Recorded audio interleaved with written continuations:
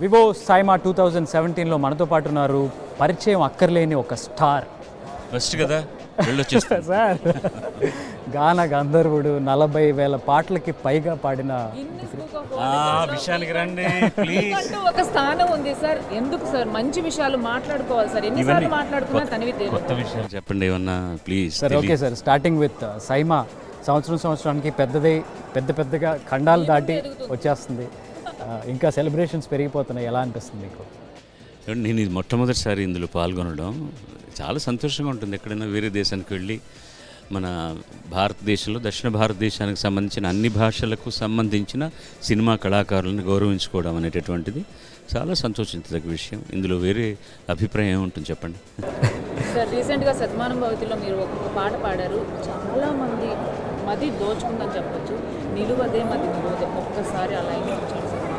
నిలువది మది నిలువది తన నన దేవదాసి తరిరారా ఎంత తారి నాని తారా.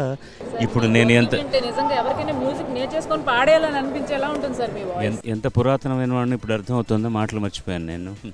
సైమా అవార్డ్స్కి సంబంధించిన యంత్రాంగానికి అందరికీ కూడా నేను చాలా కృతజ్ఞుడిని. సార్ 40,000 పాటలు పైగా పాడారు. ఒక్కసారి వెనక్కి తిరిగి చూసుకుంటే మీకు గబుక్కుని గుర్తొచ్చే ఇన్సిడెంట్స్ ఏంటి?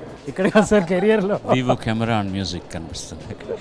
ఎన్ని పాటలని ఎలా గుర్తుంటాయండి? ఇప్పుడు పాడమన్నప్పుడే 6 నెలల క్రితం సంవత్సరం క్రితం రికార్డ్ చేసిన పాటే అక్షరాలు గుర్తుండట్లేదు. కొన్ని బాగా గుర్తుంటాయి.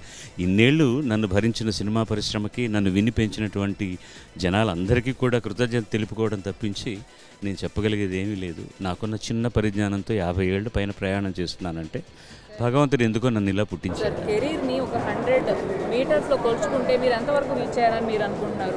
ఎందుకంటే మీరు 50 సంవత్సరాలు ఇలా అంటున్నారు, కానీ మేము అలా అనుకోవట్లేదు సార్. ఇంకా చాలా పాడతారు, ఇంకా చాలా సాంగ్స్ వస్తాయి, ఇంకా కొన్ని వేల సాంగ్స్ మీ నోటి నుంచి మేము వినాలని కోరుకుంటున్నాము. సో మీరు ఎంతవరకు రీచ్ అయ్యారని మీరు అనుకుంటున్నారు ఒక 100 మీటర్స్లో? ఆశ మంచిదే కానీ అత్యాశ మంచిది కాదు. నా గొంతు కోఆపరేట్ చేసే వరకు ఎవరన్నా పాటలు ఇస్తే పాడడానికి నేను తయారుగా ఉన్నాను. మీరు 100 మీటర్స్ అన్నారా? 100 మీటర్స్లో ఒక 70 వరకు వచ్చాను అనుకుంటున్నాను. నా వయసు కూడా అదే. Thank you very much. Thank you sir. Thank you. All the best.